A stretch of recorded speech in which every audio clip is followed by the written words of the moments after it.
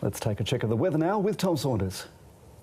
2024 has started with a soaking. Broken Hill has already received 118 millimetres of rain. That's more than 4 times their January average. Now, here are the totals so far this month. Already more than 50 millimetres across much of the west. And in the 24 hours to 9 a.m, 93 millimetres at Burke, their heaviest rain in 15 years. A gauge just to the west of Griffith recorded 119 millimetres. And a timely reminder, the wet summer is no surprise because El Nino, while it reduces rainfall through the winter and spring, does not impact rainfall through the summer. Now, the heavy falls today shifted to the east. Since 9 a.m, Forbes 45 millimetres, only 3 millimetres though recorded at Sydney's Observatory Hill. The cloud combined with northerly winds to bring minimums 2 or 3 above the average. Now, despite the overcast skies, maximums still reach the mid to high 20s. That was 1 above average for the city, but as much as 5 below in the west.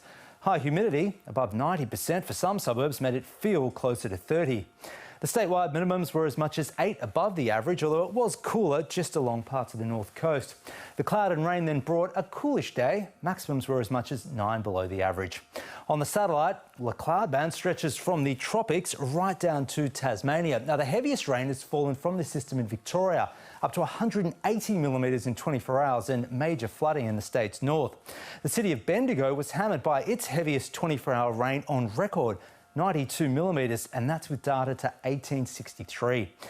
On the chart tomorrow, the trough responsible for the rain will move east and weaken, although still some heavy falls continuing over our north. Around the country, showers and the chance of storms in Darwin, Brisbane and Canberra. The other capitals are looking dry.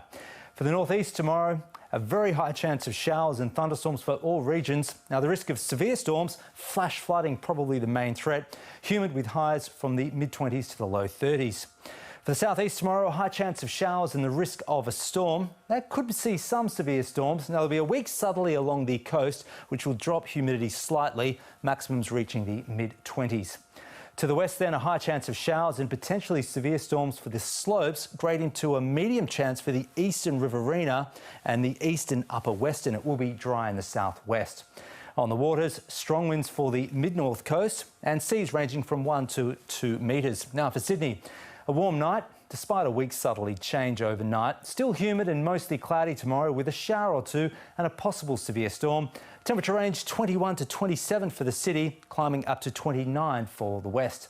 The sun will rise at 5:53. It's setting at 8:11. And ahead, partly cloudy Wednesday with a possible storm. It's more likely in the west, 29 to 33.